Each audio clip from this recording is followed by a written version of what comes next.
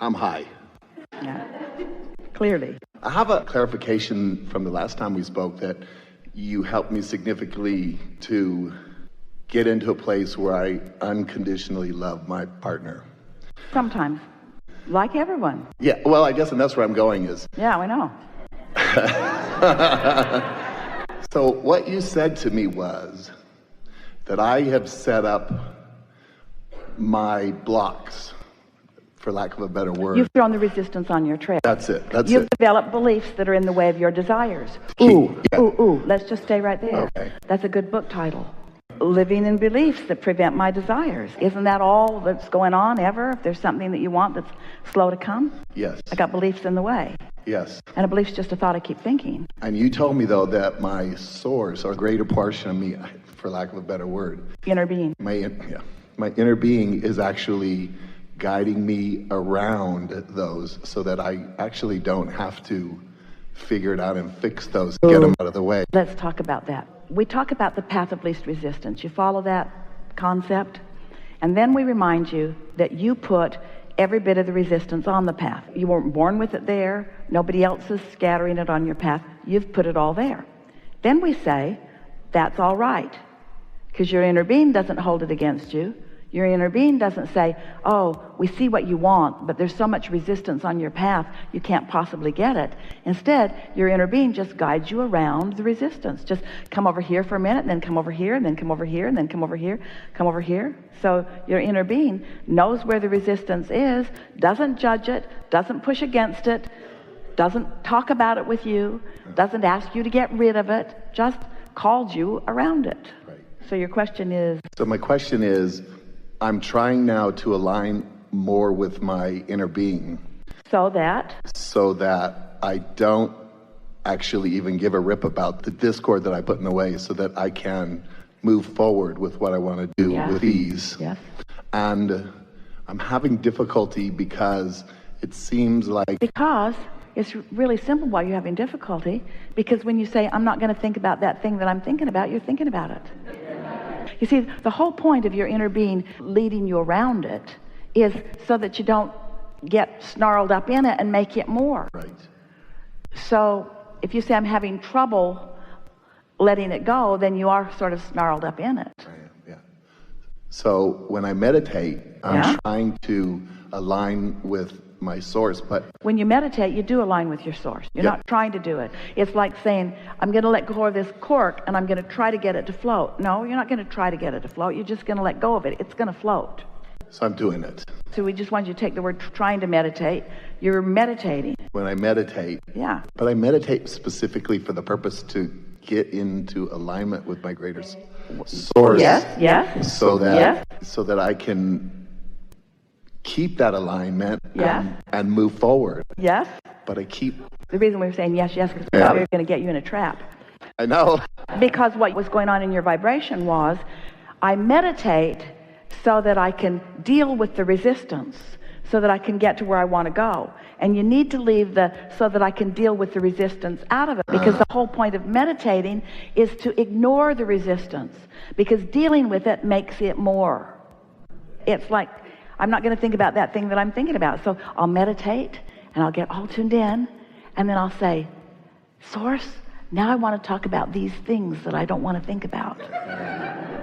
But Source isn't thinking about those things. So the minute you are, you lose your connection. Exactly. That's exactly what happens. Yeah. I just start mind chatter all over the place. And so instead of this receptive mode, you're in this receptive mode, and there's enough to keep it going.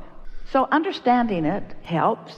This is something that's going to help you the most of anything so far, because everything that you've learned, everything that you've been living, things that we've talked about, you just keep getting into a clearer and clearer place. Yes. And you keep thinking, well, soon enough, I should be out in the clearing where there won't be more stuff for me to clear up. But it's sort of fun to figure it out. This is the piece that we believe will help you the most of anything that you've been feeling lately. And that is, receptive mode means I'm receiving inspiration or thought from somewhere. And we want to make the distinction that there's the receptive mode where you're receiving from your inner being and from your vortex, and there's the receptive mode where you're receiving from CNN, or you're receiving from problems of the world, or you're receiving from the momentum of stuff that you've got going on. I get it. So just because you feel an impulse to do something doesn't mean that it's a high-minded, high-flying impulse.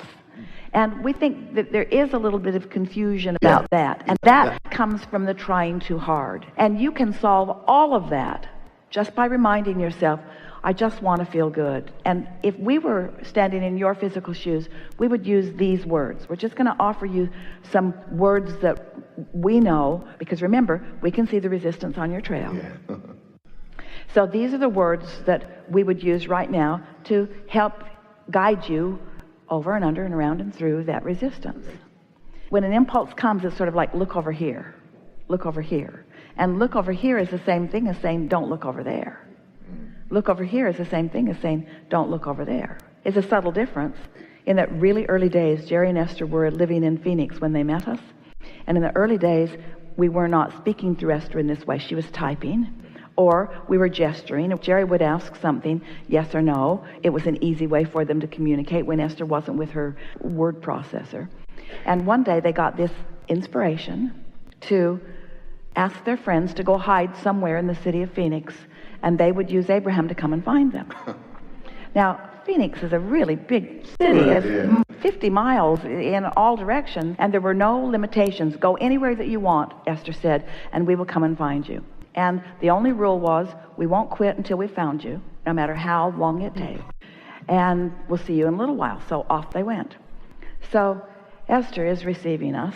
She can't tell if it's don't go that way or go that way, because it's the same sensation. Don't go that way or go that way.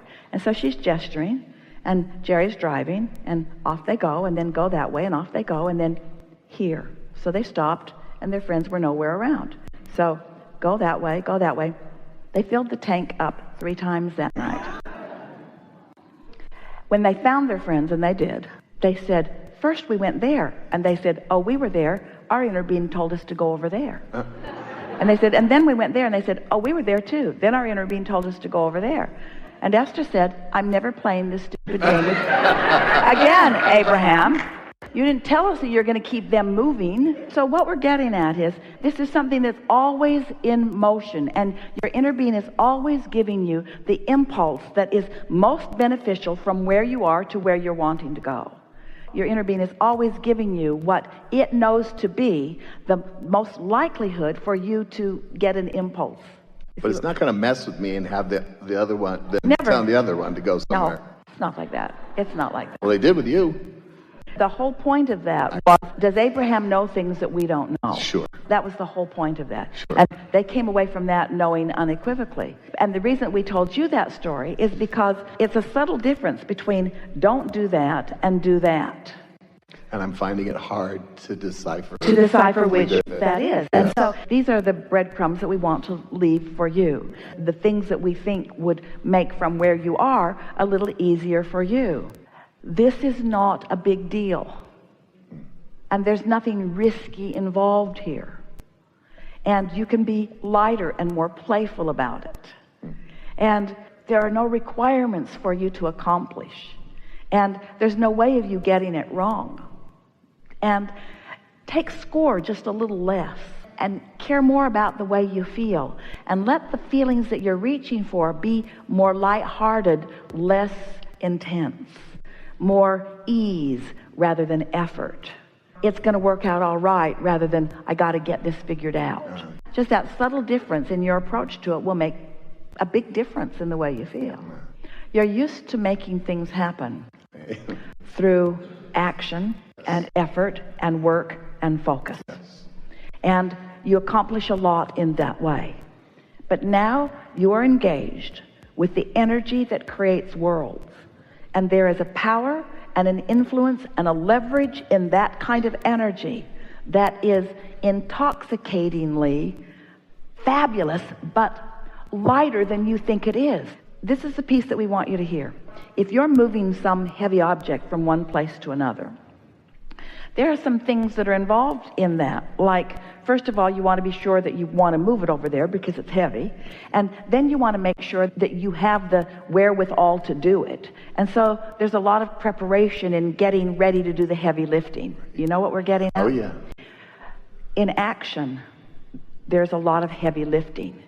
In vibration, there's none. There's no heavy lifting in vibration. So effort translates into action in a way that confuses you about how it translates into vibration. It's fine-tuning in vibration. It's light touch. It's light touch with vibration. Yeah. Yeah, perfect. It is. It is. Really Thank good. you very much. We've enjoyed this interaction more than any that has come before, because this one has been right out on the leading edge where all of us are. These are powerful nows that you are living. There's never been a time on this leading edge, and this is the leading edge, where the variety that is surrounding you has caused so much movement in your vibrational reality. The vortex, the vibrational reality that precedes your manifested world is faster moving than it has ever been before, which means the potential for your satisfying the things that you care about is not only greater but faster in fruition, which means you are in a vehicle and you're moving more rapidly down the highway than you ever have before. And so your attention to where you are on the highway will bring you satisfaction. We don't want you to slow down, because going fast is way more fun. But we don't want you to go faster than your ability to control yourself in your environment, you see. So what's happening to you is your environment is calling you into faster and faster motion, which means faster and faster thought process, which means faster and faster manifestation, which means the potential for satisfaction is greater than it's ever been before, but the potential for some negative emotion is greater than it's ever been before. It's like a giant magnifying glass has been laid down on everything, so that whatever it is that's dominant in your vibration is having more emphasis in your experience. That's why suffering is greater and thriving is greater. That's why poverty is more and abundance is more. That's why sickness is more and wellness is more. In other words, whatever it is that you've got the vibrational habit of projecting is manifesting into your experience more rapidly. Well, what an advantage that is to those like you who now understand, and you do, what this receptive mode will yield in terms of manifestation and what this receptive mode will yield in terms of manifestation. Isn't it nice to know that when something's turning out and it doesn't feel good to you while it's turning out, that you can recognize what you were doing when it was still in vibrational form that allowed that momentum to become more and more? And doesn't it make you more aware of where you are moment by moment? Doesn't it make you want to be more aware as you are driving this analogous car down your vibrational road? Doesn't it make you want to not let things get so far in a direction that you don't want them to be before you decide that you're going to do something about it? The two tools that are most at your fingertips for maintaining your receptive mode. The first is meditation, and we know some of you are adverse to it only in the sense that you want more control than it seems to give you. And there's a little giving up of control on your way to ultimate control. Quieting your mind quiets resistance. It quiets thoughts, it quiets resistance, and it puts you in sync with who you really are. But it also serves another very important purpose. It makes you more sensitive to where you are. And so your negative emotion sticks out like a bigger, sore thumb. You find yourself being a little more dramatic than you are used to being, or you find yourself wanting to rectify things as you are moving along through your action. But we like that newfound sensitivity that you're finding through alignment, because it's only through your awareness that something feels a little off that you will have the wherewithal to guide it into something that feels a little better. And it's so easy for you to do that given what you now know.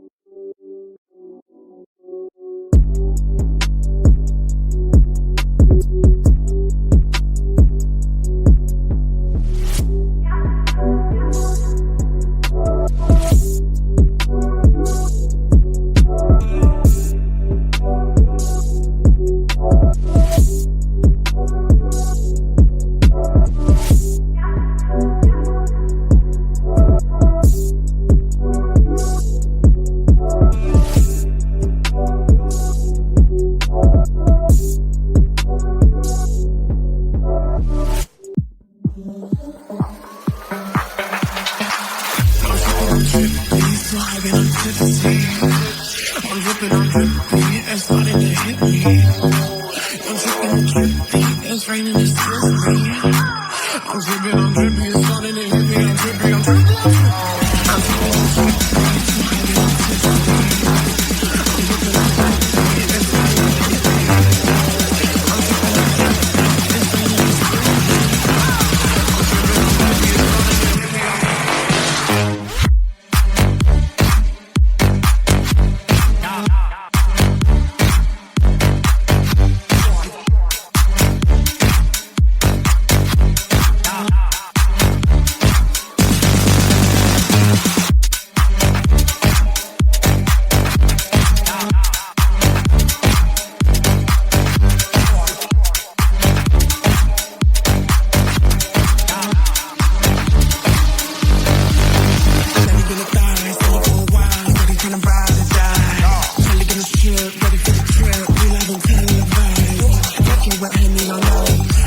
so high,